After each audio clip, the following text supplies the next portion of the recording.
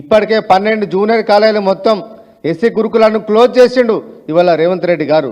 ఎవరి కోసం క్లోజ్ చేసినామని చెప్పి, ఎవరి కోసం గురుకులాలను ఎత్తివేస్తున్నాం అని చెప్పి ఇవాళ ముఖ్యమంత్రి గారిని ఇవాళ మేము ప్రశ్నిస్తూ ఉన్నాం.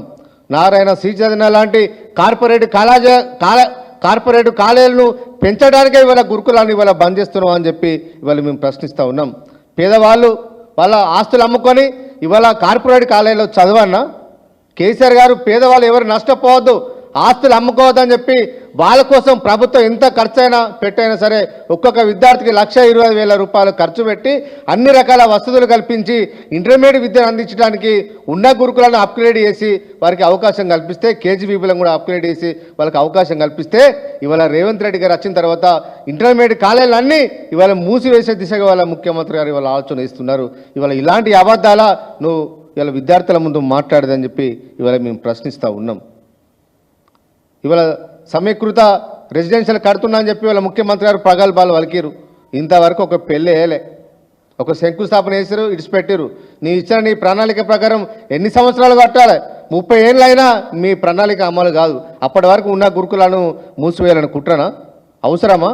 ఇదేనా మీ పేదల సంక్షేమం కోసం కాంగ్రెస్ పార్టీ తాపత్రయం అంటే ఇదేనా అని వాళ్ళ ప్రభుత్వాన్ని ఇలా మేము ప్రశ్నిస్తూ ఉన్నాం. దాదాపు 660 గురుకులాలకు ఎవరైతే యాజమాన్యాలు బిల్డింగులు కట్టించి ఇచ్చిరో వారికి రెంట్ ఇవ్వట్లేదు. ఆ రెంటును అడిగితే ప్రభుత్వం నిర్లక్ష్యంగా వివరించడం వల్ల, అధికారులు కూడా నిర్లక్ష్యంగా వివరించడం వల్ల మాకు ఎన్ఓసీలు ఇవ్వండి, మేము మీ గురుకులాలకు మేము ఇవ్వం, మేము వేరే స్కూల్ ప్రైవేట్ వాళ్ళకి ఇచ్చుకుంటామని చెప్పి ఇవాళ దరఖాస్తు చేసుకునే పరిస్థితి ఇవాళ రాష్ట్రంలో వచ్చింది. కనీసం పేద విద్యార్థులు చదువుకునే గురుకులాలకు కనీసం రెంట్లు కట్టే పరిస్థితి కూడా ఈ రాష్ట్రంలో లేదు.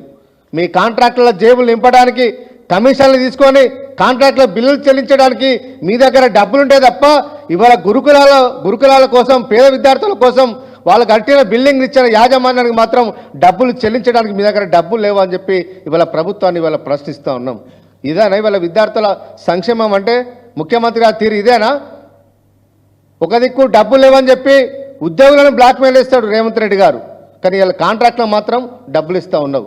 అందాల ప్రపంచ సుందరి పోటీల కోసం హైదరాబాద్లో నిర్వహిస్తే వాటికి మొత్తం రాష్ట్ర ప్రభుత్వ నిధులు మీకు వస్తాయి, కానీ ఇలాంటి యాజమాన్యాలకు డబ్బులు ఇచ్చడానికి, గురుకుల పాఠశాల యాజమాన్యాలకు, బిల్డింగ్ యాజమాన్యాలకు డబ్బులు ఇచ్చడానికి, వాళ్ళకి రెంట్ ఇచ్చడానికి మాత్రం మీ దగ్గర డబ్బులు లేవా?